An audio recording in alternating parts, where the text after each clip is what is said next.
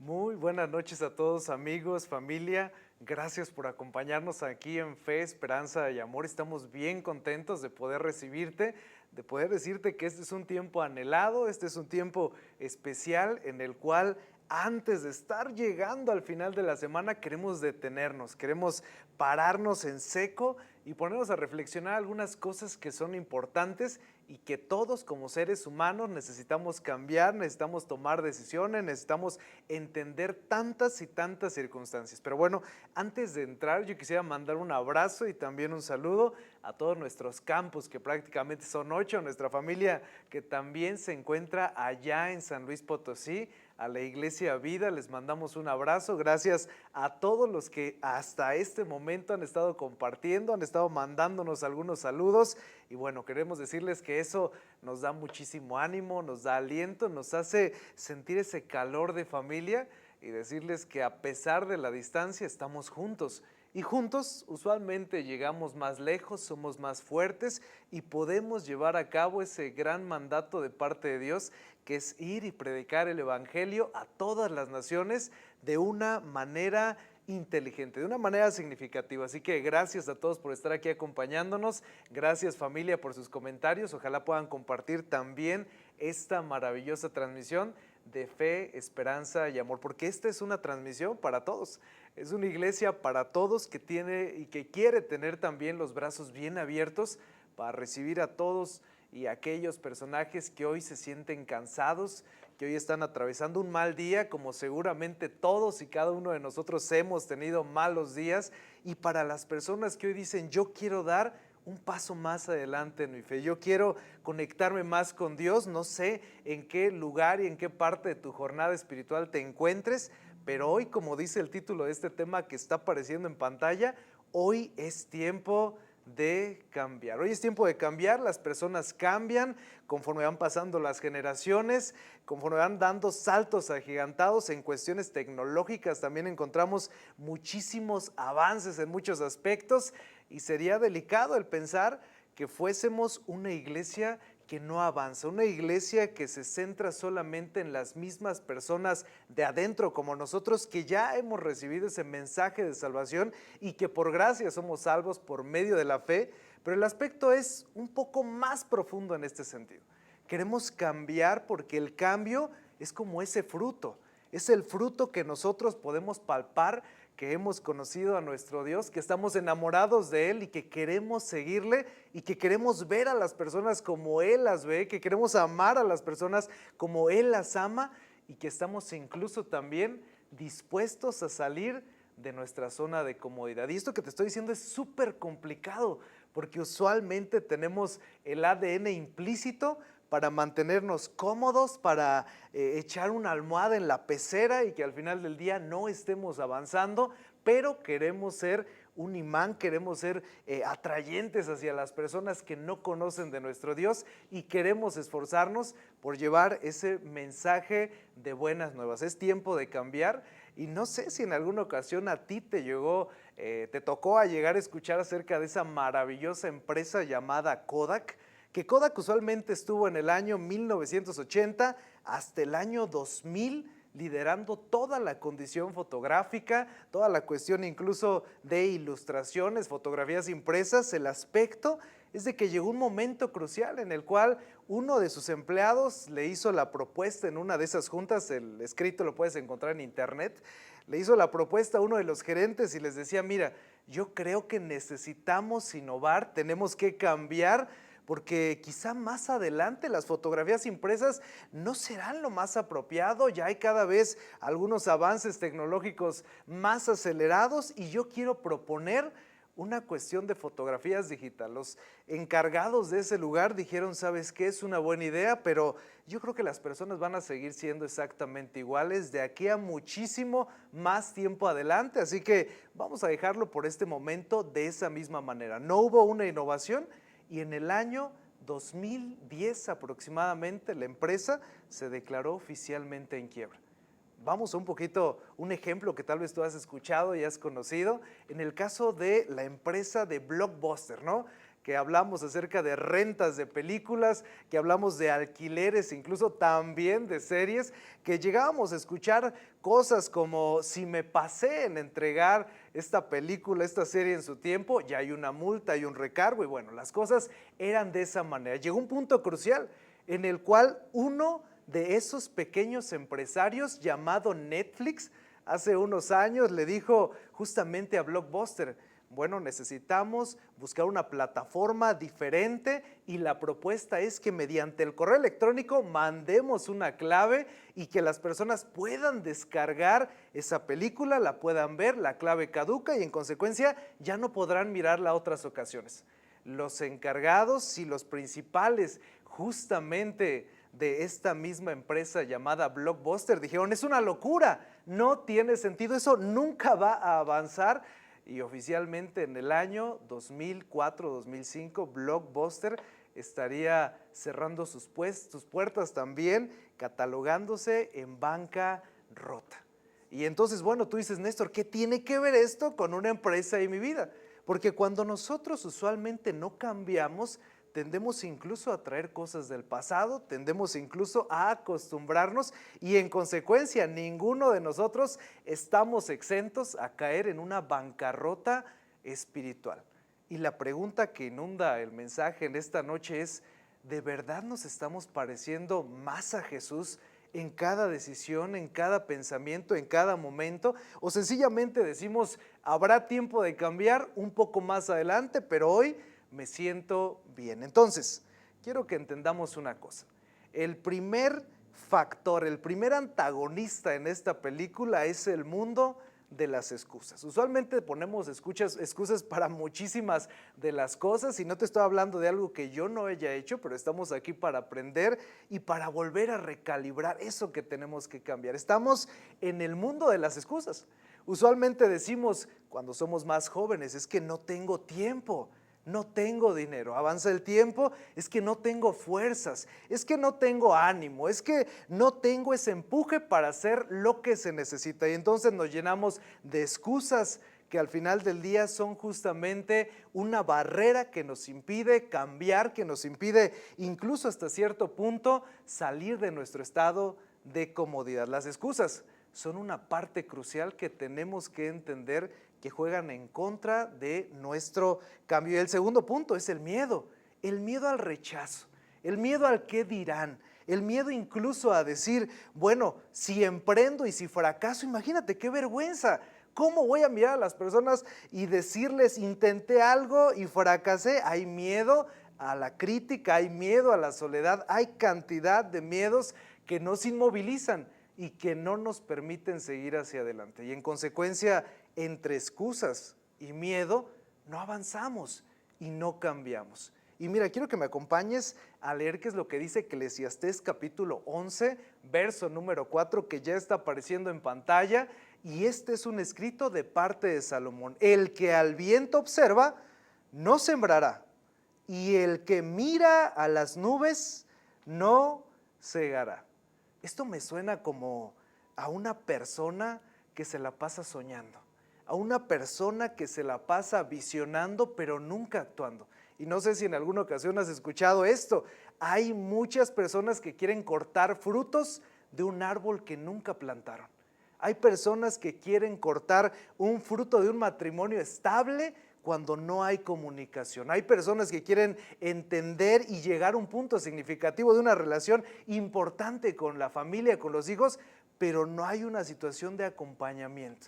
Y entonces a veces es algo semejante en el cambio. Ojalá que tuviéramos una condición de carácter mejor, que respetáramos más, que dejáramos de criticar, pero no estamos dispuestos a hacer lo necesario y en consecuencia nuestra vida se torna una calamidad. Las personas a nuestro alrededor sufren las consecuencias de nuestras propias decisiones y también de nuestros propios actos. Entonces, el que hambriento observa, no sembrará. Y entonces parece que pasa la vida, parece que pasan los años y estamos como este personaje que mira las nubes y dice: algún día lo voy a hacer. O el personaje que quisiera segar, que quisiera cosechar algo que nunca plantó. Y eso básicamente es una locura, Porque Dios nos llama a la acción, Dios nos llama al movimiento, Dios nos llama al cambio. Así que yo te preguntaría, ¿qué es lo que también tenemos en este tiempo? De verdad es imposible decir que amamos y al mismo tiempo conocemos a Dios, pero permanecemos igual. Es entre pregunta y una exclamación. Es imposible decir que amamos y conocemos a Dios y al mismo tiempo sigo igual. Al mismo tiempo, cada año, cada momento, sigo luchando con las mismas cosas, con mi mismo pensamiento, con mi mismo carácter, con mi misma manera de hacer las cosas, porque así se tienen que hacer. En consecuencia, esta palabra igual debe de llamarnos bastante la atención a todos aquellos que decimos que hemos depositado nuestra fe y nuestra confianza en Jesús. Es imposible decir que amamos y conocemos a Dios y al mismo tiempo estamos exactamente haciendo lo mismo, porque una de las dos necesariamente es una mentira, una de las dos es un error, no es verdad. Es imposible estar aseverando esto. Así que quiero hacerte una pregunta a ti que nos acompañas en casa y también a ti si hoy te estás conectando aquí por primera ocasión y bueno, dices este tema como que me genera algo de inquietud. La pregunta es, en los últimos días, ¿qué cambios has hecho en tu vida? Es una buena pregunta y el énfasis está en la palabra últimos, porque yo sé que muchas personas pueden decir, bueno, yo cuando recién le abrí el corazón a Jesús, cuando recién le recibí y cuando recién tomé una decisión por Él, comencé a dejar de ser esclavo de algunos vicios, de algunos pensamientos, de alguna manera de conducirme, pero eso fue hace tal vez 10, hace tal vez 20, hace tal vez 30 años y no es que queramos hacer una condición de minimizar estas acciones, pero sí tenemos que ir por nuevas victorias, porque entendemos que el proceso de santificación que significa ser apartado de, es un proceso y lleva tiempo y no es estancamiento, es un proceso en el cual nos vamos pareciendo cada vez más a Jesús y que vamos dejando algunas cosas que efectivamente llegábamos a estar cargando tiempo atrás. ¿Qué cambios has hecho en tu vida? Y esto es una manera bastante dura de ver las cosas. ¿Qué cosas estamos modificando? Dice un versículo que de la abundancia del corazón habla la boca, pero de la abundancia del corazón también hablan las redes sociales. ¿Qué es eso que publicas y que no está honrando a Dios? ¿Qué es eso en lo cual sigues batallando, luchando y ya lo hiciste de tu pecado favorito? Ya ni siquiera te incomoda, ya te sientes incluso a gusto y parece que pasan los días, los meses y seguimos con lo mismo. Ya ni siquiera nos molestamos en hacer algo. Al parecer pusimos un cojín, pusimos una almohada en ese lugar duro y nos empezamos a acostumbrar. Así que a lo largo de este mensaje quisiera que pensáramos qué cambios hemos tenido y qué cambios hemos hecho en estos últimos días y en estas últimas semanas, porque es un proceso y en todo proceso hay incluso algo de dolor. Pregúntale a algún adolescente que está creciendo, llegan incluso a haber molestias articulares, molestias musculares, porque hay un crecimiento. Entonces, lo mismo sería para nosotros. ¿De verdad estamos cambiando o nos hemos acostumbrado a ver la vida exactamente igual y ya no amamos a las personas, ya no estamos dispuestos a dar gracia, ya no estamos dispuestos a dar perdón, ya no estamos dispuestos a dar oportunidades como las que Dios nos da todas las mañanas? Entonces, quiero que entremos directamente en un relato, en este aspecto bíblico. Podemos encontrar diferentes maestros, algunos maestros que nos enseñan cosas de las cuales aprender a hacer cosas. Y en otro lado encontramos maestros que nos enseñan por dónde no necesitamos estar caminando. Y vamos a encontrar este relato con el rey Belsasar, así que lee conmigo en casa, por favor, este apartado en Daniel capítulo 5, versículo número 1. Damos algunos momentos por si alguien gusta alcanzar este aspecto. Entonces comienza diciendo Daniel capítulo 5, verso 1.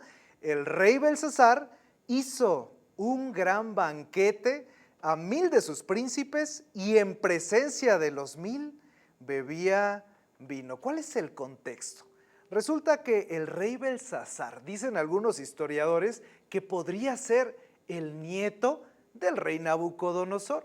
Nabucodonosor, emperador prácticamente de este imperio babilónico con tantas armadas, con tantas fuerzas, en el año 457 había destrozado totalmente el pueblo de Israel. Habían destruido un templo hermoso que había construido el mismo Salomón, obviamente con toda su gente, el cual estaba destinado para servir a Dios, para conectar a las personas con Dios y que ellos pudieran servirle y ver que esto era su prioridad. Resulta que el rey Belsasar, como te platicaba, hay algunos historiadores que dicen que era su nieto, otros dicen que sencillamente cuando hace alusión a su padre Nabucodonosor, se refería justamente a que de rey en rey, en cuanto a responsabilidades, se podría mencionar esa cuestión familiar de padre a hijo. Bueno, el aspecto principal es que este rey Belsasar hizo un gran banquete, no una fiesta pequeña, no un convite pequeño, sino para 1000 de sus príncipes, y en este había algunas acciones ilícitas que más adelante estaremos encontrando. Resulta que Belsasar, con el gusto del vino, o sea que ya había unas cuantas copas encima, mandó que trajesen los vasos de oro y de plata que Nabucodonosor, su padre, había traído del templo de Jerusalén. Es decir, que Nabucodonosor había robado, había tomado, había asaltado ese hermoso templo que se le había dedicado a Dios, y al final del día había decidido guardar las cosas que para él serían significativas. El aspecto principal aquí tiene que ver con el hecho de que Belsasar conocía lo importante y lo valioso que era para el Dios de Daniel, que más adelante entraremos en ese aspecto, era todo esto. Y no te estoy hablando de que el oro y la plata y los utensilios y los vasos fueran importantes, porque muchas veces tendemos a santificar, por decirlo de alguna manera, algunas cosas. Si alguien importante se sentó aquí, es el asiento santo. Es que si de repente en este lugar vino alguna, es el lugar santo. Pero Dios se refiere meramente a la acción y a la dedicación de esos vasos, de esos utensilios para su uso. Y entonces el punto es crítico porque Belsasar está tomando una mala decisión, trayendo cosas que no le pertenecen, cosas que eran importantes para el pueblo israelita y cosas que evidentemente ilustraban una relación con Dios. Así que continuamos en este relato. ¿Para qué? Para que bebiesen en ellos el rey y sus grandes, y también sus mujeres y sus concubinas. Este no era un evento para menores, era un evento en donde se presume, incluso en algunos escritos, que se llevaba a cabo orgías, que incluso llegaba a haber adulterio, que había fornicación, que había tanta cantidad de cosas que no era apto para nadie, solamente para los príncipes, para los reyes, que en ese momento tomarían decisiones o sencillamente estarían celebrando algunas guerras, algunas victorias. Entonces manda a traer estos utensilios que no eran en lo absoluto para esta utilidad, y en consecuencia bebieron vino y alabaron a los dioses de oro, de plata, de bronce, de hierro, de madera, de piedra, y aquí podríamos agregar de tierra, de granito, de cantidad de dioses. Era una burla directamente al único y Dios verdadero. Y todo esto poco le importó. Quiero que nos situemos en este punto porque es climático. Imagínate, usualmente cuando llegamos a cometer este tipo de acciones, porque hoy nos sorprendemos, pero nosotros también llegamos a ser infieles al amor de Dios en las cosas que vemos, en las cosas que decimos o en las cosas que también hacemos. Y en consecuencia comenzamos a separarnos del mismo Creador. Las prioridades de Dios no se vuelven nuestras prioridades y su gracia no es la gracia que nosotros otorgamos a otras personas. Entonces, las 1000 personas y el mismísimo Belsasar comenzaron a hacer una especie de convite fuera de lo normal, burlándose. Yo no sé si en algún momento, siempre llega a haber una persona con más prudencia, le dijo, oye, creo que eso no está del todo bien, pero poco le estaría importando a este rey soberbio, a este rey egocéntrico. Y en consecuencia, mira la respuesta. En aquella misma hora aparecieron los dedos de una mano de hombre que escribía delante del candelero sobre la pared del palacio y el rey veía la mano que escribía. No sé si esto, yo la primera vez que lo leí parecía que era tomado como de una historia de terror, una mano misteriosa que comienza a escribir en una pared en medio de la algarabía, en medio de la fiesta, y las personas comienzan a percatarse y el mismo Belsasar en ese mismo momento el rostro le estará palideciendo, las rodillas le estarán temblando, el mismo porte de él ser un grandolón y un bravucón se está yendo hasta lo más mínimo y en ese momento empieza algo de angustia. Nunca había visto algo parecido, a pesar de que, entre comillas, por ejemplo, si hubiera sido su abuelo Nabucodonosor, él habría visto las condiciones tan deplorables en las cuales él se había encontrado después de haber venido sobre él una enfermedad titulada boantropía, diferentes complicaciones, pero ese no es el tema. Quiero que caigamos en este aspecto. Es algo totalmente impactante, totalmente fuera de lo normal, algo inesperado, ver una mano de unos dedos ahí escribiendo algo inmediatamente en las paredes del palacio. Y lo que estaba escrito era lo siguiente: Mene, Mene, Tekel, Uparsin. En ese momento el rey se turbó, se estresó, empezó a sudar, empezó incluso a voltear a un lado, al otro, no sabía qué hacer. Recibe a lo mejor la propuesta, manda a traer a todos los hechiceros, manda a traer a los magos, manda a traer a todo aquel que pueda descifrarte este mensaje, pero ninguno daba con la respuesta.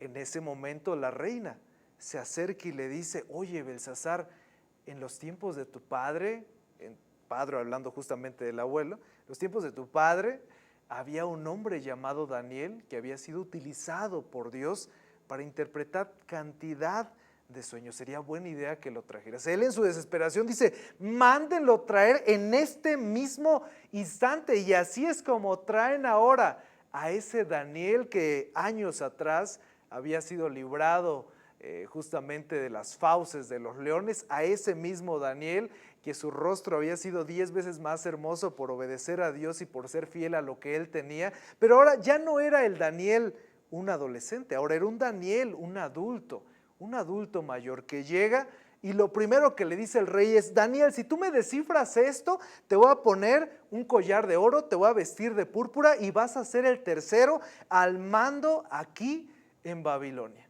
La respuesta de Daniel es: rey, tus dones sean para otros y tus regalos también.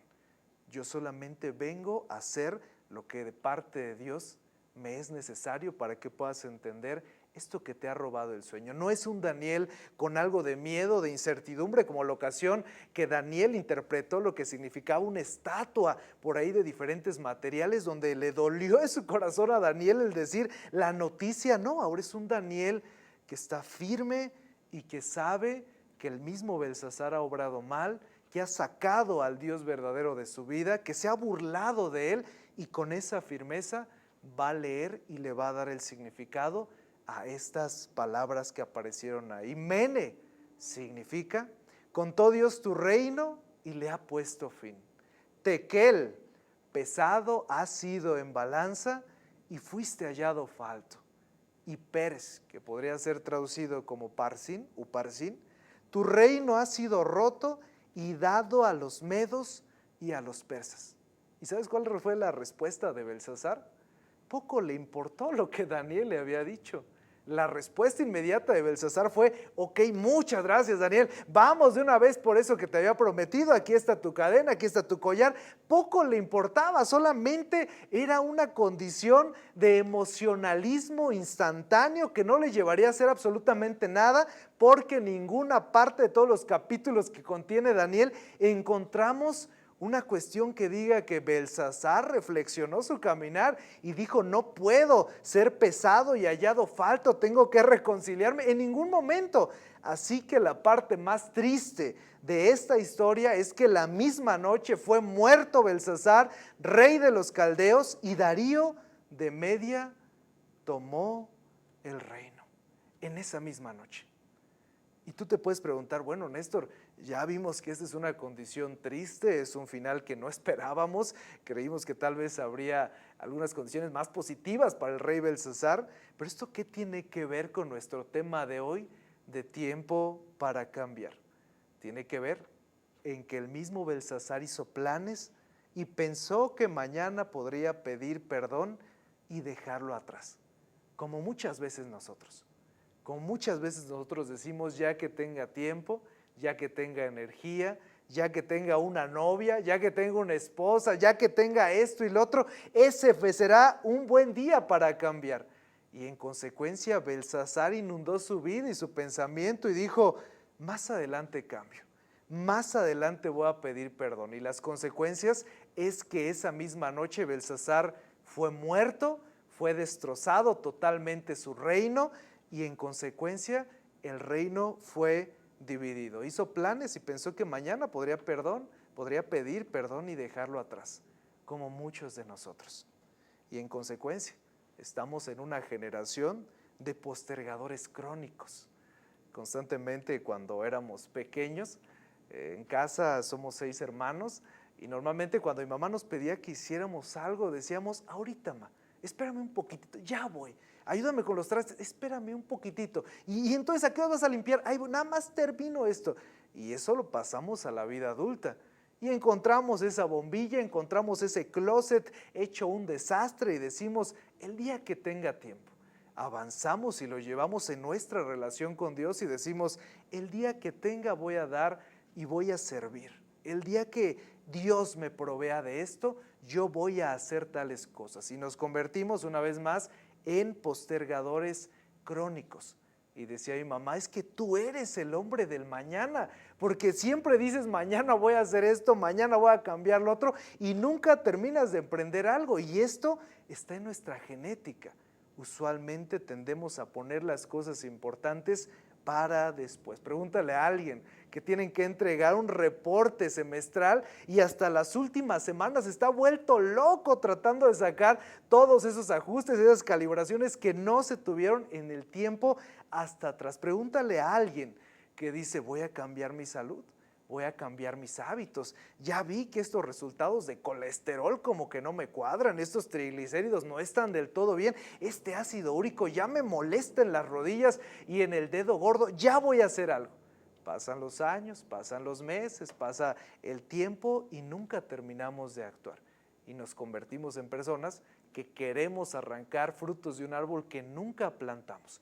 Nos convertimos en un Belsasar que a pesar de haberse burlado de Dios, dijo, ya habrá tiempo para cambiar. Y ese mismo día fue muerto y su mismo lugar, su misma familia, sus mismos personajes fueron llevados cautivos y se estaría acabando su reino. Postergadores crónicos.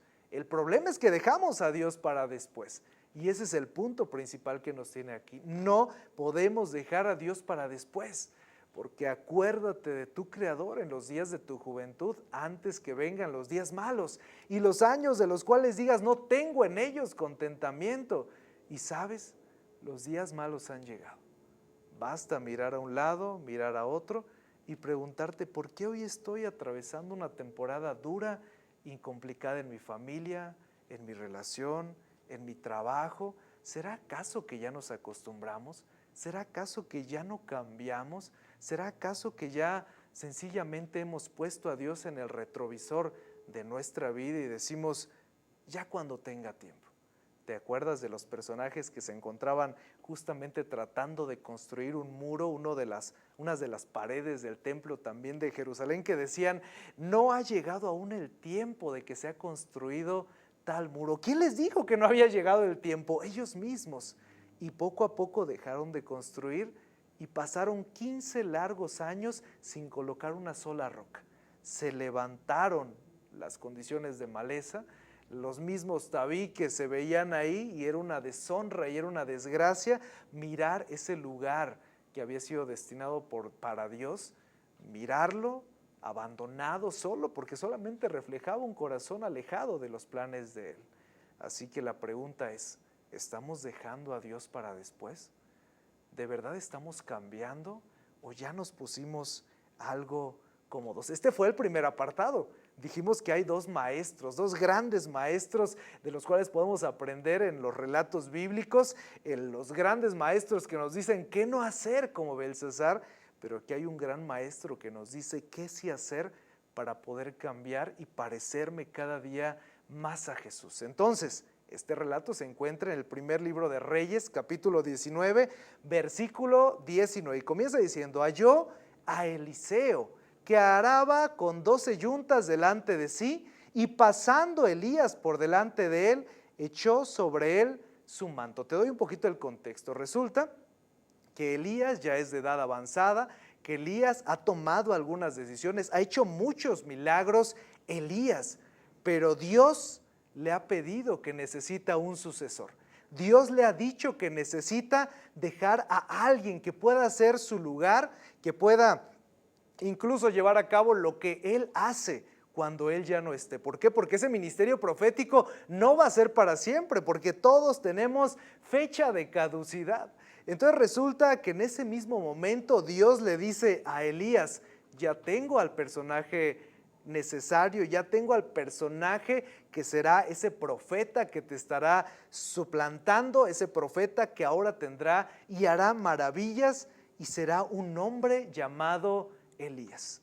Y entonces, en aquel tiempo, para que ellos pudieran aceptar el llamado, la invitación es que el profeta se tenía que quitar su manto y colocarlo sobre la espalda de aquel que habría de ser su sucesor. Entonces, haya Eliseo, a Elías, que está arando, que está trabajando, que está en la ganadería, y en ese mismo momento sabe y reconoce que es ese al que Dios le ha pedido que le ponga su manto encima, delegando sus responsabilidades. Aquí no hablamos de el Elías, aquí no estamos hablando, perdón, del Eliseo que ya había curado la lepra de Naamán, no estamos hablando del Eliseo que ya había hecho, obviamente con la gracia de Dios y su poder, ya había repartido los 20 panes ahora a 100 personas, que fue uno de los primeros hechos semejantes en el Nuevo Testamento. Estamos hablando de un muchacho, de un Eliseo que está sencillamente arando y trabajando en ese mismo lugar, no quejándose de la condición actual, sino sencillamente haciendo lo que le corresponde en ese punto importante. Entonces, dejando él los bueyes, vino corriendo en pos de Elías y dijo: te ruego que me dejes besar a mi madre, a mi padre, y luego te seguiré. Y la respuesta de Elías es: claro, por supuesto, o sea, no tengo ningún problema con eso. Lo hace, y quiero que centremos nuestra atención en este último versículo. Y se volvió y tomó un par de bueyes y los mató, y con el arado de los bueyes coció la carne y la dio al pueblo para que comiesen. Después se levantó y fue tras Elías y le servía. Quiero que pongas tu atención en esta parte que se encuentra de color amarillo. Con el arado de los bueyes coció la carne. ¿Qué significa eso? ¿Que no tenía leña para traer y cocer esa rica carne, ese rico estofado? No, el hecho es de que el mismo Eliseo decidió destruir todo su equipo, decidió destruir sus utensilios, sus materiales con los cuales él podía trabajar, sus herramientas de trabajo, decidió quemarlas para no volver atrás. Para que si un poco más adelante decidía dar un paso atrás y decía: bueno, no era el profeta que yo quería seguir, por lo menos tengo mis bueyes y me arado en una bodega allá en la casa. No había vuelta atrás, solamente había camino hacia adelante, y esa es la fe, y esa es la confianza. Y el cambio en este momento fue decir: sé que las cosas son difíciles, sé que mis condiciones actuales no son las que yo quisiera, pero sé que si confío en el Dios que me ama y que me está llamando, las cosas serán diferentes. Pero no puedo dar pasos atrás, así que tengo que quemar esto que me está atando a la vida anterior. Así que la pregunta es: ¿qué necesitas quemar para poder seguir a Jesús? Tenemos que quemar algunas actitudes, tenemos que quemar algunas condiciones de falta de comunicación, tenemos que quemar incluso nuestra misma perspectiva y forma de hacer las cosas tendremos que a lo mejor quemar nuestro egoísmo. Hay cosas que tenemos que quemar. Solamente tú y yo lo conocemos. Solamente tú y Dios saben en qué área tenemos que estar trabajando en cada momento. El principal enemigo de la hora es el mañana, el hombre del mañana. El principal enemigo de la hora es el ahorita que tenga tiempo. Es ahorita que arregle estas cosas. Y si Dios no te dice hasta que seas una persona completa, ven y sírveme. No, Él te dice si estás arando, si estás trabajando, si estás cargado, si estás atravesando un día gris, es momento de servirme. Es momento de conectarte con Dios. Porque la mejor etapa para servir a Dios es la etapa que tienes.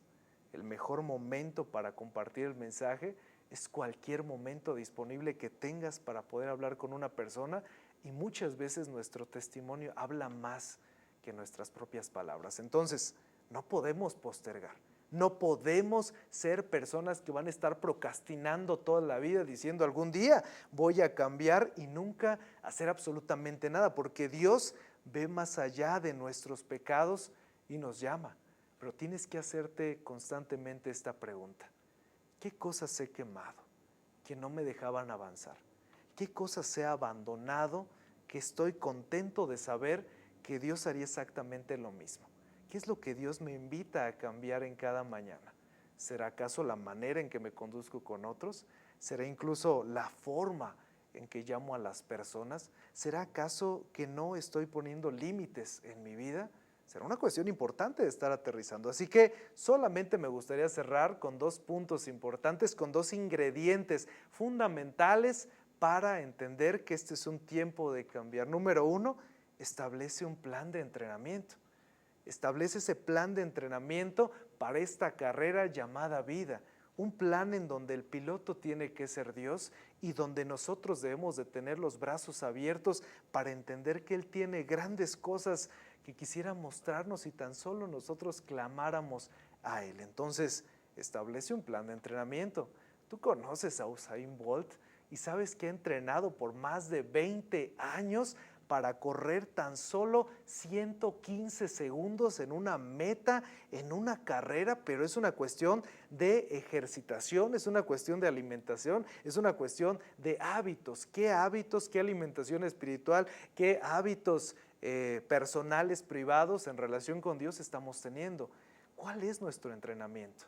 ¿Cuál es nuestro entrenamiento para ese maravilloso cambio? Imagínate nada más que un día antes un corredor decide ponerse, pues no sé, desvelarse, tomar, embriagarse hasta el punto de perderse y haberse preparado tiempo atrás, y al día siguiente la carrera obviamente no lo va a lograr, obviamente no serán sus mejores tiempos. Ahora imagínate un hombre que descansa, que hace lo necesario, que se hidrata, que se cuida, y al día siguiente de la carrera se pone unas botas tejanas para correr. Pues dirías, no tiene sentido, es una tontería. Y bueno, muchas veces son tonterías, pero pasa en nuestra vida que hay cosas que sabemos, pero que no las cambiamos. Es muy fácil decir tales cosas me van a hacer daño, yo sé, me conozco de memoria tantos versículos y cosas importantes, pero el aspecto es aplicarlo. De nada sirve conocer sin amar. De nada sirve tener una cuestión de una memoria RAM llena a tope y convertirnos en personas con sobrepeso espiritual, pero nunca ejercitar el músculo de la fe y nunca cambiar y nunca ser ese reflejo de Dios en el lugar donde nos ha puesto. Entonces necesitamos establecer un plan de entrenamiento.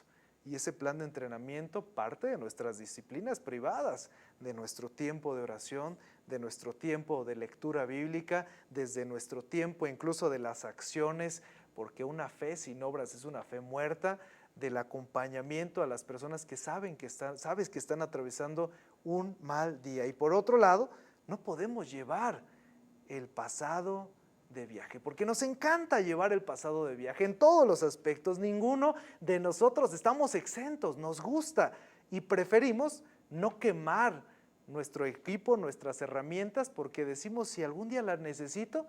Decidimos no utilizar nuestros bueyes para alimentar a nadie porque ¿qué tal si otro día regreso? y en consecuencia hallamos personas peleando por problemas de hace 20 años, por problemas de hace 30 años y cosas que no se han podido solucionar por orgullo, por egoísmo o sencillamente porque ya nos hemos puesto cómodos. Nuevamente caemos en esto. ¿Qué tengo que cambiar? ¿Qué tengo que quemar? ¿Qué tengo que dejar para emprender este viaje llamado vida?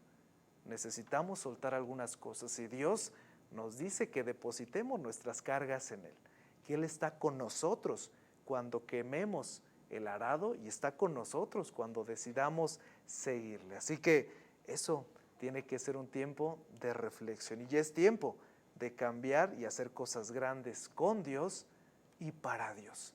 Ya es tiempo. No podemos pasar 20 años más peleando por lo mismo. No podemos pasar 10 años más luchando con las mismas cosas y decir, sirvo a Dios, pero mi vida, que es el reflejo de todo, no ha cambiado. Entonces algo es necesariamente una mentira. ¿Y sabes una cosa? Dios te ama de tal manera que ha dado su vida por ti. Dios te ama con tanto amor ferviente, incondicional, que no cambia, que está contigo cuando tú quieras cambiar, pero que necesitamos ser obedientes y empujar, porque Dios no se ha bajado de la barca, Dios sigue contigo y Él nos invita a que cada mañana podamos tomar esa decisión de cambiar. Así que gracias por tener este tiempo con nosotros, gracias por estar acompañarnos, gracias familia por sus comentarios, por sus mensajes, por todo lo que nos hace sentir esa unión, esa unidad como familia, como iglesia. Así que les agradezco este maravilloso tiempo de haber podido prestar sus oídos. Gracias por acompañarnos aquí en Fe, Esperanza de Amor. Vamos a cantar y regresamos todavía para un momento de